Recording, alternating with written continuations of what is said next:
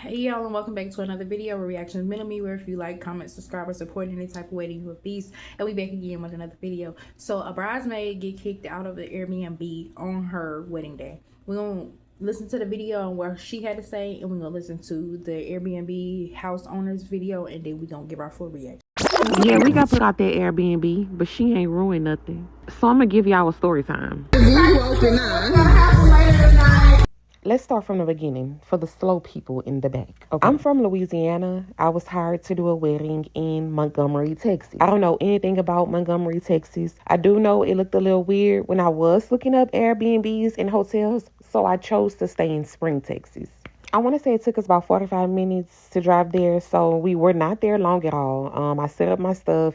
I curled up 2 people. However, I did have 10 people to do, so the bride had her own stylist. We also could not get in the venue until 12. So when the bride's stylist arrived, that took us over the limit of 6 people. At that point, the host was actually contacted, and we were like, hey, we're going to have an overlap. You know, it's going to be a 7th person here only for about 10 minutes, but 3 people are about to go. She then said we had to go. We could not stay there. She does not allow that many people. So now the bride is like, okay, everyone can leave now. Can I just stay? Because her stylist was outside. The host then says you have 30 minutes to leave or I'll call the sheriff's office. At that point, we're like, whoa, this escalated quickly. Why would you weaponize the police? Y'all, it was literally 9 a.m. We were so quiet. It was so I just don't understand why you would put a bride out and we're basically begging. We do understand, though, that rules are rules, so we just peacefully left. We did lose hours that we needed in getting ready, but hey, everything worked out. The bride was pleased. She was beautiful. The bridesmaids were beautiful. The venue was beautiful. The enemy was just busy. The mother of the bride did contact Airbnb, and she is getting a full refund, and I believe the host page is down. Trust tyranny. Now this next video will be when they actually are leaving the Airbnb after getting kicked out. I'm guessing before the sheriffs got there or after. Bridal party getting put out of Airbnb on wedding day.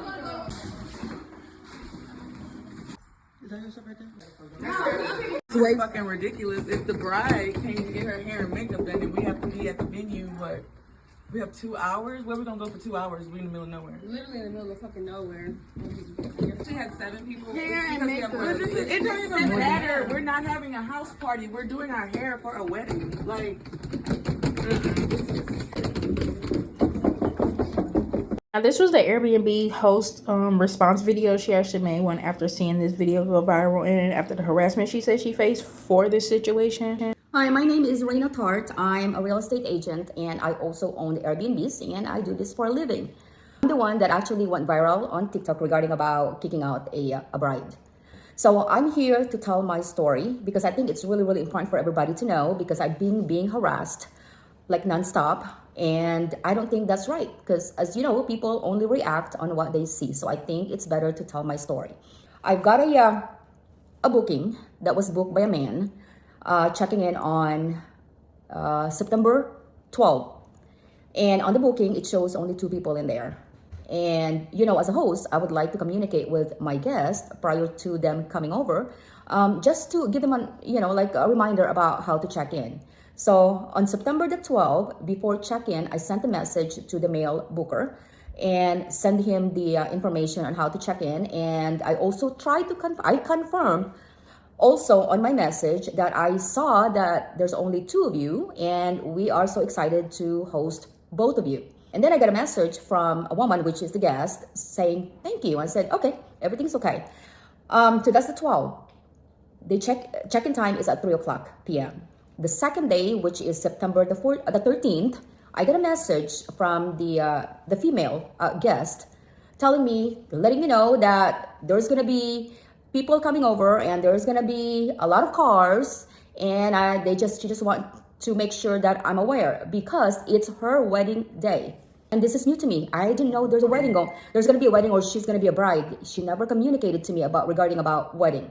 So she said that her guest, needed a place to stay because the wedding venue is not open until before 12 o'clock. And I was thinking like, why you just told me about this? You know, if this is your big day and you planned for this for a while and you've been communicating with the wedding venue, you should know that their check-in time is not before 12. But apparently, what I gathered is that I think she booked the property for, the wedding party, which I wasn't aware of. And, we do have, requirements, right, for our guests, because as a host, we created our own house rules. So one of the house rules is that I do need all the IDs from all the people that's actually staying on our property. Either they stay there, hang out, or stay there overnight or sleep overnight. I do need to have those IDs. This is my home. It's very special to me. This is personal. I just want to make sure the people, who are those people coming in. And I never got that. And the second thing is that one of the other rule that we have is we only allowed 3 cars that can be parked in our property. And there is no street parking. There's 6 cars and there's cars parked outside. So that's actually broken the rule. You have to understand, this is all about respect. If you're going to somebody's property, you need to communicate. I have no problem, if she communicated with me and letting me know about the bridal party. How could I kick her out? Ask her, how many people do you have? I even asked her, do you need place? I can find some place for them to stay. And I even suggested Margaritaville. And she said, no, they're not going to be going in there. And then after that, there's other rules that she actually broke. So in this case, I cannot make my own decision. I do have to call Airbnb, and I got Airbnb involved. Because the way that she presented it to me, she's not asking me permission. She's telling me what she's going to do. And that's the reason why I called Airbnb and told them about the rules that she actually broke. I've never communicated with the male booker. And then when I told her that you need to follow the policies and the rules, and she said, oh, I don't know how to tell my dad. Now it made me think like, oh, okay, maybe the male booker is her dad, or maybe her fiance. I don't know. And the thing is that if you have 6 cars in the parking lot, how many people do you think inside the house? We can't see inside the house. We don't have cameras. We give our guests privacy. I didn't even know that she has cars and, she got people in there until she messaged me.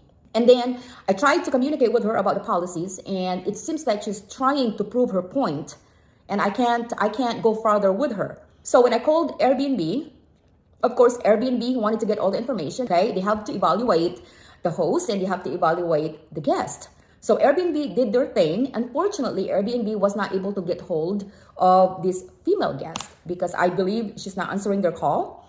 So Airbnb contacted me back, and I told Airbnb and I said, hey, how can I move forward on this one? Because I am not comfortable anymore of them staying in there, because really, I don't know how many people inside the house. She's not telling me how many people inside the house. So I told Airbnb, said, well, Reina, what do you think you would feel like doing? And I said, well, maybe I can call a cop. And of course, Airbnb can't really tell us what to do. So I told Airbnb like, hey, if I call a cop, that would be okay. And Airbnb said, so whatever is you're comfortable doing, you can absolutely do that because it's your property. So I messaged the female guest, and I told her, and I said, hey, I want you to vacate the property. I'll give you 30 minutes. And if you don't, I will call the cop, which I never did. Okay. No, I never called the cop, and I don't have a brother cop. Okay. So when I sent that information, she sent me a really, really, nasty text or messages.